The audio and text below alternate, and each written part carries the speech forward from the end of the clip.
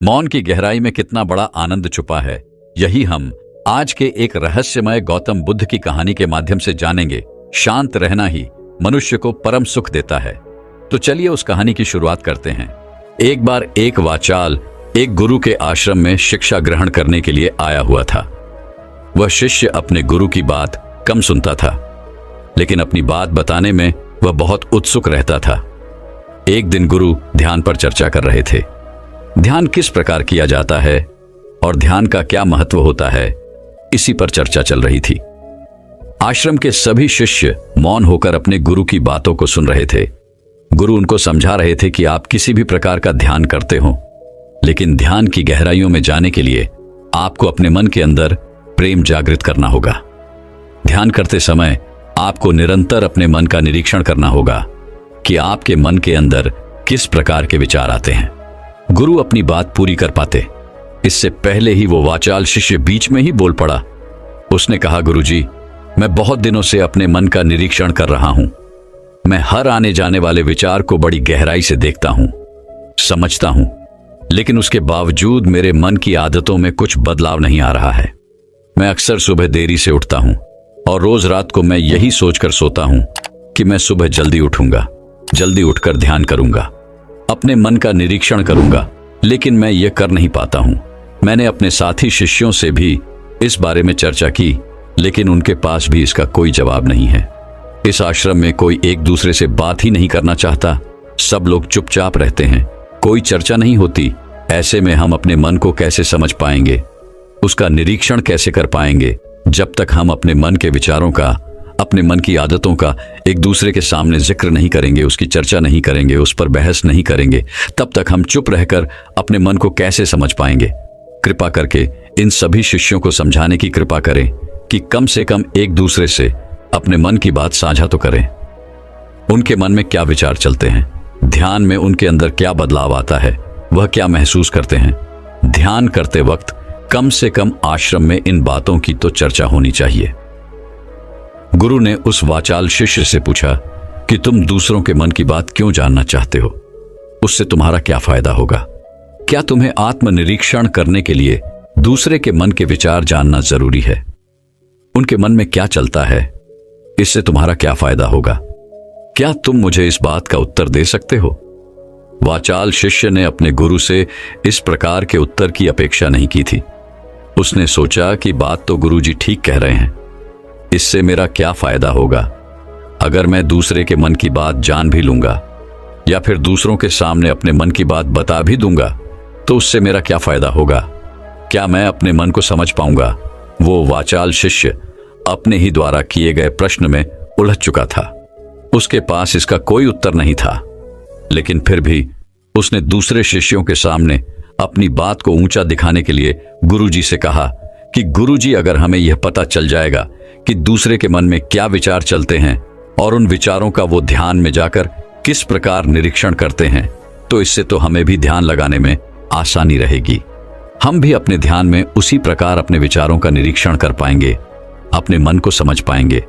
क्या आपको नहीं लगता कि गहरा ध्यान लगाने के लिए किन बातों का ध्यान रखा जाए, किस प्रकार अपने मन का निरीक्षण किया जाए? इस बात की चर्चा करने से दूसरे शिष्यों का भी भला हो सकता है। गुरुजी ने उससे पूछा कि मान लो कोई शिष्य गहरा ध्यान लगा पाता है, और अगर वो तुम्हें अपनी मनोदशा बता भी दे कि किस प्रकार वो अपने मन का निरीक्षण करता है, अपने विचारों का निरीक्षण करता है, तो तुम्हें क्या लगता है कि यह जानकर तुम भी गहरे ध्यान में उतर पाओगे? अगर तुम ऐसा सोच रहे हो तो मैं तुम्हें एक बात बता दूं कि तुम अपने ही मन के बनाए हुए जाल में खुद फंस जाओगे।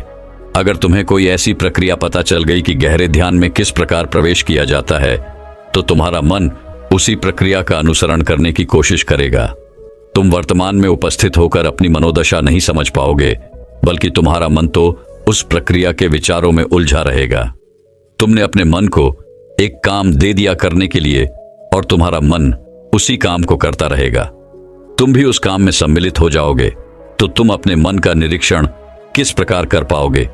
क्योंकि तुम तो खुद अपने मन के साथ सम्मिलित हो गए, तुम तो खुद अपने मन के साथ एक हो गए।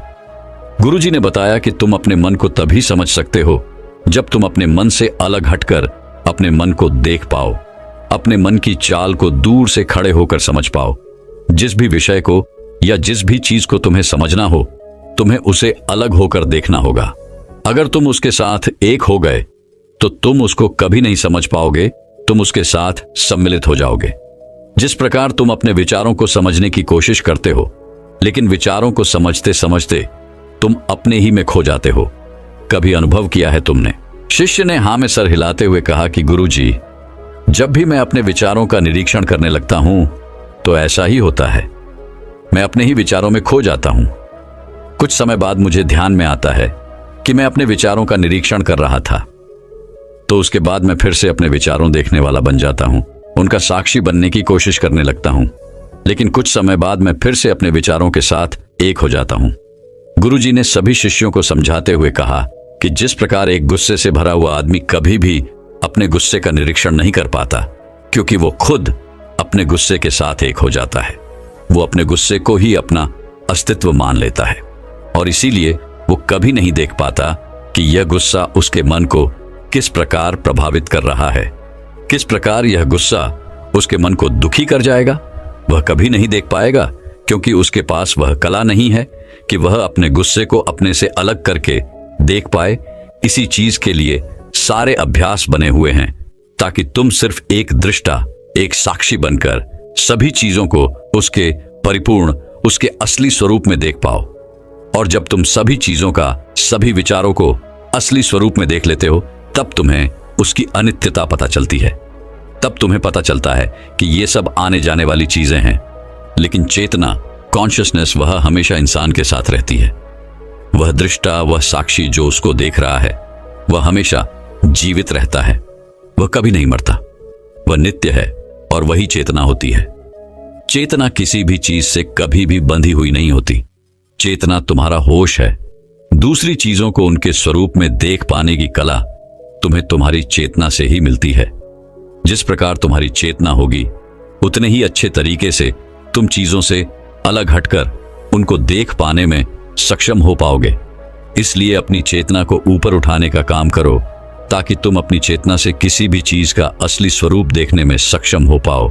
शिष्य ने पूछा कि गुरुदेव, आपकी बातें कुछ कुछ तो समझ में आ रही हैं, लेकिन एक बात समझ में नहीं आई कि अपनी चेतना को ऊपर उठाने के लिए, अपने आप को ज्यादा होश में रखने के लिए हमें क्या करना होगा।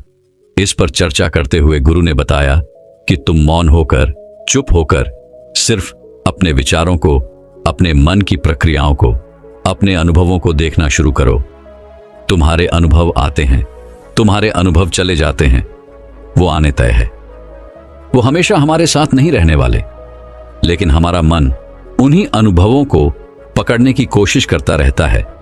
जब तुम्हें कोई अच्छा अनुभव होता है तो तुम्हारा मन चाहता है कि तुम्हें बार बार वही अनुभव हो, और उसी अनुभव को लेने के चक्कर में तुम्हारा मन तुम्हें फंसाता चला जाता है। तुम्हारी चेतना तुम्हारे मन के अधीन हो जाती है। वही होता है एक सिगरेट पीने वाले के साथ, वही होता है एक शराब पीने वाले के साथ, और वही होता है हर बुरी आदत अपनाने वाले के साथ, कि उसकी चेतना उसके मन की गुलाम हो जाती है। अगर तुम अपने चेतना को अपने मन से आजाद करना चाहते हो तो सबसे पहले मौन रहना सीखो। तुम्हारे ज्यादा बोलने की आदत, दूसरों से उनके अनुभव सुनने की आदत तुम्हारे मन को और ज्यादा भर देगी। लेकिन अपने चेतना को आजाद करने के लिए तुम्हें अपने मन को खाली करना सीखना होगा। जब तुम अपने मन को खाली करोगे, तब तुम्हें अपनी चेतना का असली रूप दिखाई देगा।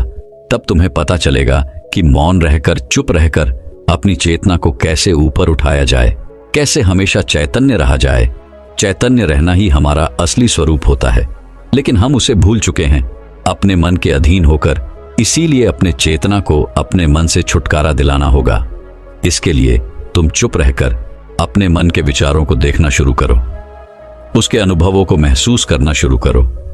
जब तुम अपने मन के साक्षी हो जाते हो, अपने मन के दृष्टा हो जाते हो, उसे देखने वाले हो जाते हो, तब तुम्हें पता चलता है कि तुम्हारे मन में एक विचार जाता है तो दूसरा आ जाता है, दूसरा जाता है तो तीसरा आ जाता है।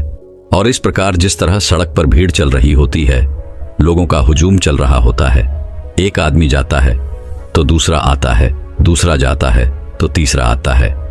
उसी प्रकार हमारे मन की भूमि में अनेकों अनेक विचार आते और जाते रहते हैं, लेकिन धीरे धीरे हम उनसे जुड़ते नहीं हैं, उनके साथ बहने नहीं लग जाते, उनके साथ खो नहीं जाते, बल्कि उनको साक्षी होकर बस देखते रहते हैं। और देखते देखते धीरे धीरे उस सभी विचार विलीन होने लगते हैं और उसके बाद हमारे मन की भूमि पूरी तरह से खाली हो जाती है। और अब हमें पहली बार अपने चैतन्य होने का पता चलता है। हमें पता चलता है कि हमारी चेतना ही हमारा असली आनंद है, वही हमारा स्वरूप है, और उसके लिए अपने मन की भूमि से खरपतवार हटानी जरूरी होती है। उसके लिए मेहनत नहीं करनी, बस उन विचारों को देखते रहना है। एक विचार जाता है तो दूसरा आता है, दूसरा जाता है तो तीसरा आता है। बस देखते रहो, साक्षी बने रहो, और देखते देखते वह विचार विलीन हो जाते हैं।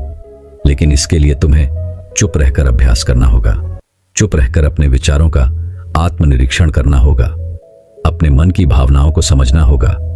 कब तुम्हें गुस्सा आता है, कब तुम्हें खुशी होती है, उसे अलग खड़े होकर देखना होगा। जब भी हमें गुस्सा आता है या खुशी होती है या किसी से घृणा होती है, तो हम तत्क्षण उत्तेजित हो जाते हैं, और उत्तेजना की वजह से ही हम उन भावनाओं को अलग होकर देख नहीं पाते हैं। लेकिन अगर हम उत्तेजित ना हो, शांत रहें, शिथिल रहे, तो हम अपने मन की भावनाओं को समझ सकते हैं, उनको जान सकते हैं। और जब हम अपने मन की भावनाओं को जानने लगते हैं, तब हमें पता चलता है कि कोई भी भाव हमेशा नहीं रहता। एक भाव जाता है तो दूसरा चलता है। खुशी हमेशा नहीं रहती, दुख हमेशा नहीं रहता, गुस्सा हमेशा नहीं आता। जब इन बातों को हम समझने लगते हैं तो ये सारे भाव हमारे अंदर से विलीन होने लगते हैं, और सिर्फ एक प्रेम, एक आनंद हमारे अंदर बच जाता है। उसे ही हम परमानंद कहते हैं, और वही हमारा असली स्वरूप होता है।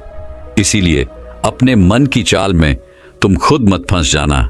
अपने मन की चाल को दूर खड़े होकर बस देखते रहना, और देखते देखते वह चाल, तुम्हारा मन पूरी तरह से विलीन हो जाएगा। और जब कोई मन नहीं बचेगा, तभी हम हर चीज में अपना मन लगा सकते हैं, हर काम को पूरे ध्यान पूर्वक कर सकते हैं। असल में मन का विलीन होना ही ध्यान में प्रवेश होता है। जब तक हमारा मन हावी होता है, तब तक हम ध्यान में प्रवेश नहीं कर पाते, क्योंकि हमारा मन करेगा तब हम ध्यान करेंगे, और जब हमारा मन नहीं करेगा तब हम ध्यान नहीं करेंगे। और ऐसा हर काम में लागू होता है।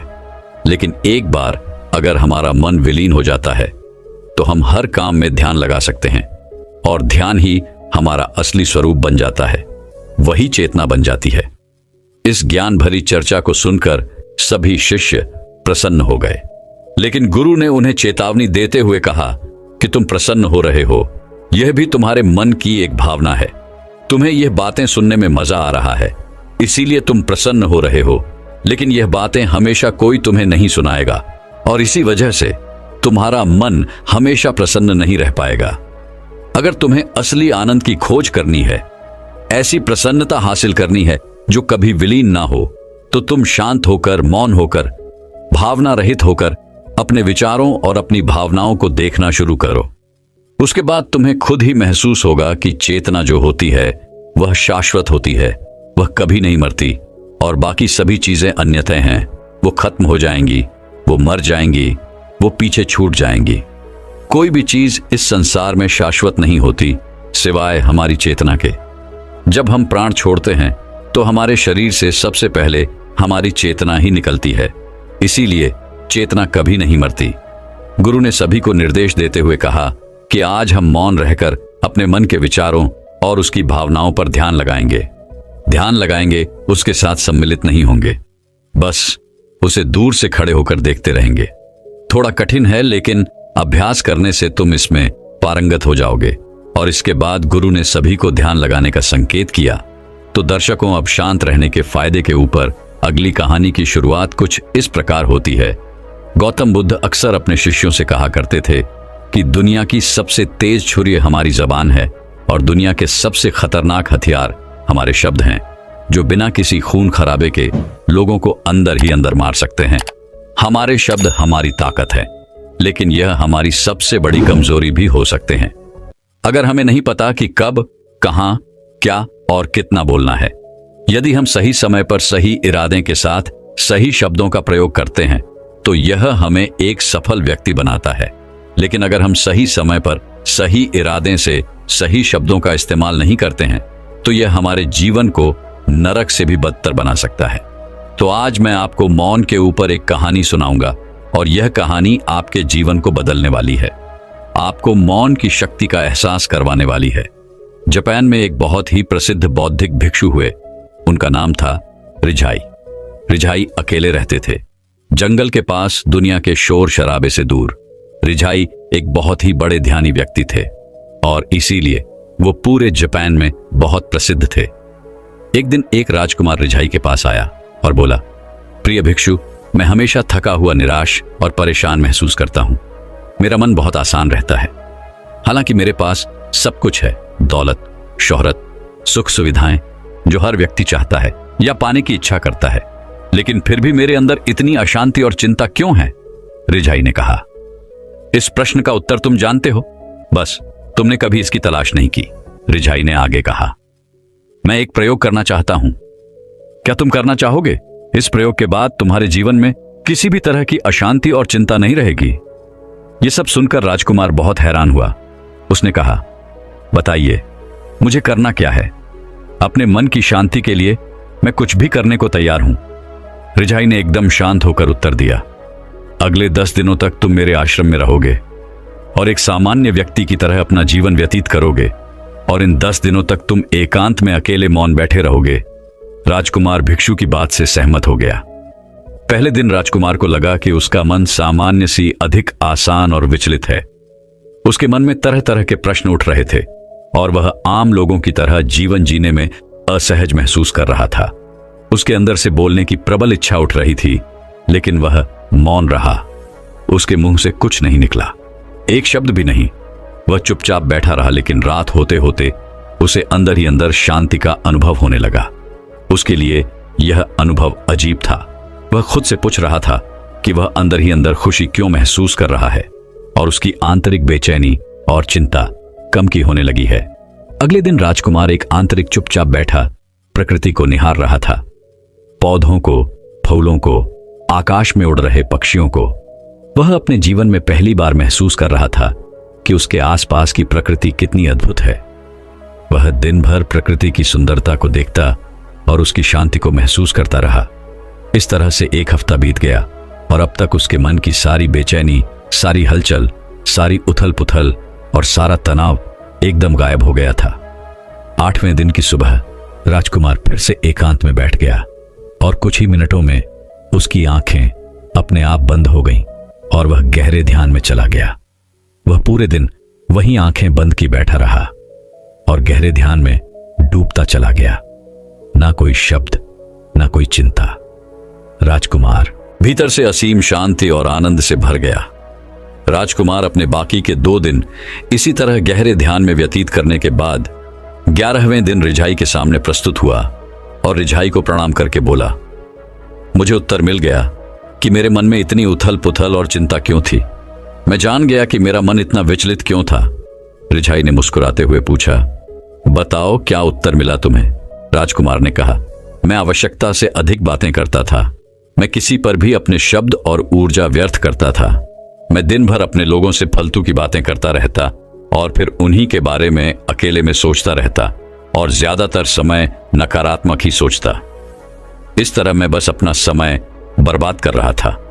ज्यादा बोलने और नकारात्मक सोचने की वजह से ही मेरा मन अशांत और बेचैन हो गया और इस वजह से ही मैं किसी भी चीज पर ठीक से काम नहीं कर पा रहा था, जिससे फिर मैं लगभग हर काम में सफल होने लगा और फिर इन लगातार मिलने वाली असफलताओं की वजह से ही मैं और भी उदास और चिड़चिड़ा हो गया और इसने मेरे जीवन को नष्ट कर दिया। लेकिन ये 10 दिन पूरी तरह से अलग थे। अब मुझे ऐसा लग रहा है कि मैं अपना जीवन पूरी तरह से जी रहा हूं, लेकिन इससे पहले ही मैं अपना जीवन गलत तरीके से जी रहा था।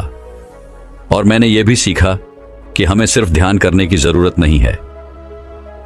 ध्यान अपने आप होता है जब हम स्थिर, शांत और मौन होते हैं। ध्यान के पिछले कुछ दिनों के दौरान मैंने जो पहली चीज सीखी वह यह है कि मनुष्य के जीवन के सबसे महत्वपूर्ण घटना स्वयं को जानना है। यह सुनकर रिझाई ने कहा, सिर्फ तुम ही नहीं, दुनिया में ज्यादातर लोग जरूरत से ज्यादा बोलते हैं। आज भी लोग ज्यादातर समय केवल एक दूसरे को नीचा दिखाने के लिए ही बोलते हैं। कुछ लोग ना चाहते हुए भी बातें करते हैं और अपना जीवन बर्बाद कर लेते हैं। रिजाई ने राजकुमार को मौन का महत्व समझाते हुए कहा। एक बार गौतम बुद्ध से उनके शिष्यों ने पूछा, प्रिय बुद्ध, आप ज्यादातर समय चुप क्यों रहते हैं? बुद्ध ने कहा, क्योंकि मौन में मैं अपने भीतर अनंत शांति की गहराइयों में होता हूं। मौन अपने भीतर उतरने की पहली सीढ़ी है। मौन के बिना स्वयं को जानना असंभव है। स्वयं को जानने और समझने का पहला नियम है कि मौन हो जाओ। उतना ही बोलो जितना अत्यंत आवश्यक हो, और तुम अचानक पाओगे कि 90% से ज्यादा तो व्यर्थ का है। ना बोलते तो कोई नुकसान ना था, बोल के ही गलती करती। दुनिया की 90% मुसीबतें कम हो जाएं अगर लोग थोड़ा चुप रहें। झगड़े फसाद कम हो जाएं, उपद्रव कम हो जाएं, अदालतें कम हो जाएं। अगर लोग थोड़ा चुप रहना सीख लें, संसार की बहुत सारी समस्याएं बहुत सारों पदरों सिर्फ बोलने से पैदा होते हैं। सारी बात मौन सीखने की है।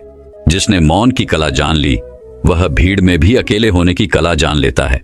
वह अपने भीतर डुबकी लगाने लगता है। एकांत में तो आदमी स्वर्ग में है। दूसरे की उपस्थिति ही बेचैनी पैदा करती है। पहले तो मौन के साथ हूं। पहले तो अपनी ऊर्जा को मौन में उतरने दो, गहराने दो मौन को। और उस स्थिति में पहुंचने के लिए जब दूसरों की मौजूदगी से तुम परेशान हो जाओ, तो उचित है कि आंख बंद कर लो और अपने में खो जाओ।